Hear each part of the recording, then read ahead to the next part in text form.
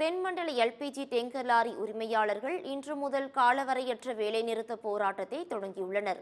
Indian oil, Bharat petroleum மற்றும் Hindustan petroleum ஆகிய எண்ணெய் நிறுவனங்கள் 2025-30 ஆண்டுக்கான புதிய ஒப்பந்த விதிகளை அண்மையில் வெளியிட்டன. இதற்கு எதிர்ப்பு தெரிவித்துள்ள எல்பிஜி டேங்கர் லாரி உரிமையாளர்கள் புதிய விதிகளை நீக்க கோரி இன்று முதல் வேலைநிறுத்த போராட்டத்தில் ஈடுபட்டுள்ளனர்.